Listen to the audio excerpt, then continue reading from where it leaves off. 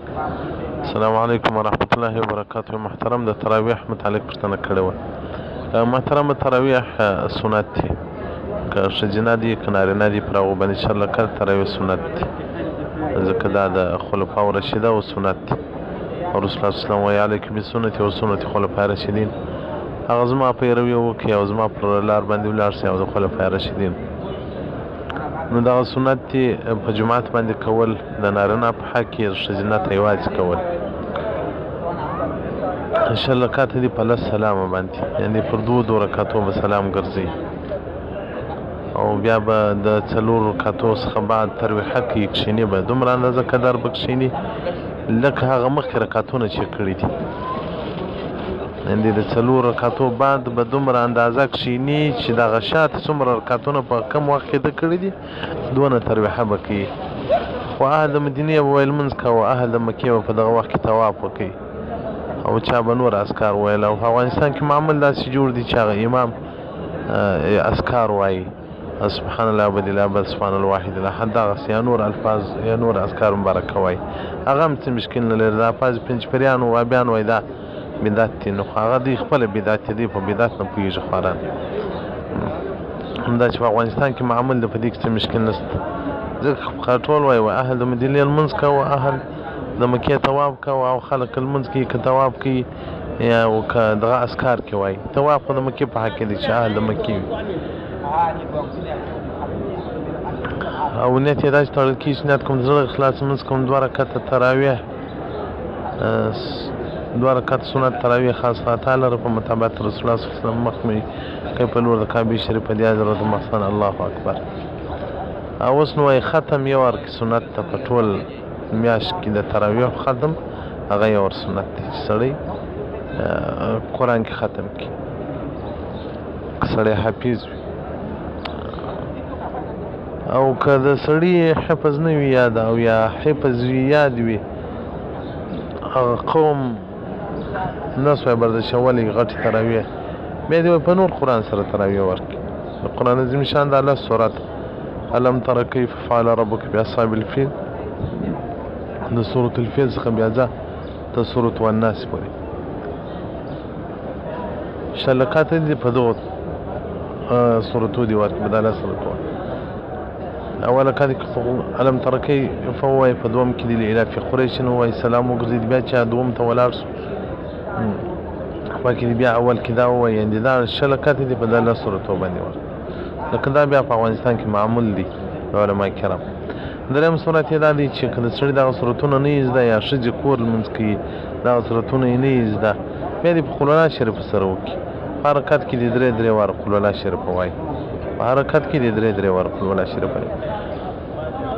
ګوره د نارینه‌و په حق کې په ټوله روژه کې د تراویح ختم، یعنې په قرآن سره ختمول دا سنت طریقه ده. که چا باندې غمیږي یا نیز کولی، مریض وي یا نور څه دغه یي، هغه بیا کولی چې د علم ترکې تراویح وکړي. او ښځینه که ښځینه کور تراویح کوي، که د علم ترکې ده کولی شي، که هغو ته تکلیف وي په حرکت کې دي بیا 3 واره قل الله ویلی شي، 1 واره ویلی شي، 2 واره ویلی شي، څومره د دوی شوق و توفیق وي هغو نه تلاوت کې وکړي. او 4 رکعته چې خلاص وله بیا دې نو وایي یې څه اندازه کښېني، د غونه اندازه دې کښېني، لکه 4 رکعته تراویح چې کېږي د هغه وروسته دې بیا ویتر ته ولاړ شي، ویتر دې وکړي. که نارینه و په جومات کې لمونځ کوه ویتر، خو نو په جومات باندې کېږي امام یې ورکوي. ښځینه و که کور کوه نو هغه ویتر دې کور وکړي. نو اول وار دې د ماښام لمونځ ښځه کور وکړي، 4 رکعته فرض، 4 رکعته فرض وروسته بیا 2 رکعته سنت وکړي. 2 رکعته سنت څخه بعد بیا د 4 رکعتو تراویح شروع وکړي. د 2 رکعتو نیت چې کوي، پر 2 رکعت چې سلام ګرځي، 4م رکعت یعنې چې سلام وګرځاوه نو بیا دې ساعت کښېني، پاکې دې اذکار وایي، دعاوې دې کوي. ښځینه دی دې نو نه کوي چې 4م سلام یې وګرځاوه، یعنې د 2 رکعته خو باندې سلام وګرځاوه، د 4م رکعت بیا دې متصله نه ولاړېږي، تراوتې ساعت یې کښېني، اذکار دې وایي، دعاوې دې کوي. خو که کښېنسته نه غاړې هم نه بندېږي. او وروسته په افغانستان کې مروج دا دی چې سورة الملک امام وایي، په دې کې بیا څه مشکل نشته.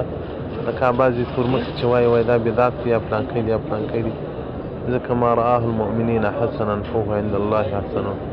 مؤمنان چې یو کار ښه وبولي پر یو کار باندې د خیر پر کار باندې په کې بیا تبارک کالذي صورت یا سورة الملک د شپې ویل سنت ده. دا چې امام جهري وایي خلکو غوږ په نیولي په دې کې بیا شته شرعاً څه مشکل نشته.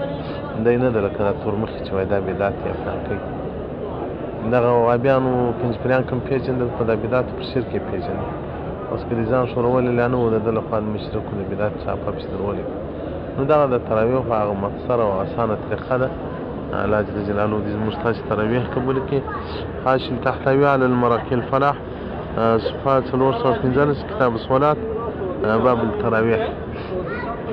او تراویح چې دي چې میاشت ولیدل شوه چې شپه د روژې ده تراویح مې شروع کړي. خو هغه په افغانستان او په دغو ځایو کې هغه له بده مرغه چې هغه دوی خپل رویت نه لري، خپل لیدل د میاشتې نه لري. نو د سعودي اعلان ته ګوري، سعودي اعلان هغه وخت کېږي چې افغانان لمونځونه کړي.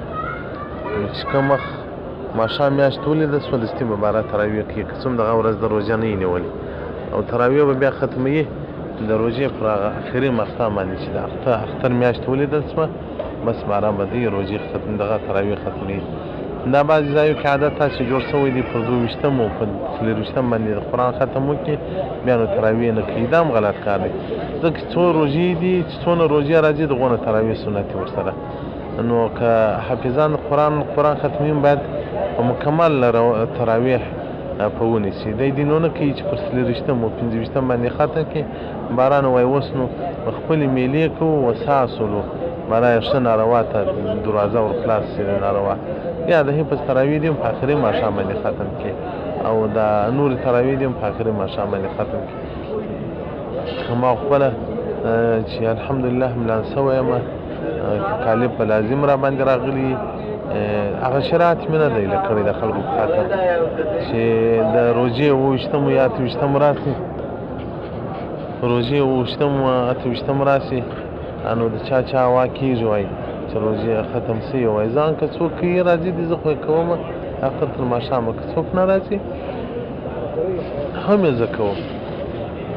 نو الله دې ستاسو عبادتونه سره زموږ له عبادتو قبول کړي. او دا میسجات زه بیانوم چې اواز که راځي نو خو دلته په حرم نبوي کې یم او که په حرم مکي کې ولمه نو هغه اواز د خلکو اواز دی. نو اوس موږ هلته مجبور یو ټول وخت مو په حرم کې نو په مسایلونو کې جواب د خلکو ضرورت دی او که جوابونو بیا د خلکو اوازونه یعنې عکاس کېږي راوځي په دې ټلیفون زما له صوت سره ګډېږي. بس الله دې خیر او فضل وکړي. دعاوې به سره کوو. د روژه د دعاو میاشت ده. ما که تاسې د استاذ په سترګه پېژنئ چې دا دیوبندي مولوي صاحب استاذ دی، زه دعاو څخه دعاو ته ډېر ضرورت لرم او دعاوې به ډېر راته کوئ. او زه تاسو ته دعاوې کوم دا د یوه ساده رسول الله صلی الله علیه وسلم مبارک په مسجد کې ناست یم، په مسجد نبوي کې دعاوې مو درته کړي ټولو شاګردانو ته چې الله دې وبخښي او الله دې دنیا او آخرت پر سم کړي. او سلامونه به مو ستاسو په نمایندګي او رسول الله صلی الله علیه وسلم مبارک ته ویلي چې زموږ د شاګردانو سلامونه قبول کړي. الله دې د الله په دربار کې دغه سلامونه قبول کړي او الله دې رسول الله صلی الله علیه وسلم مبارک ته زموږ سلامونه قبول وګرځوي.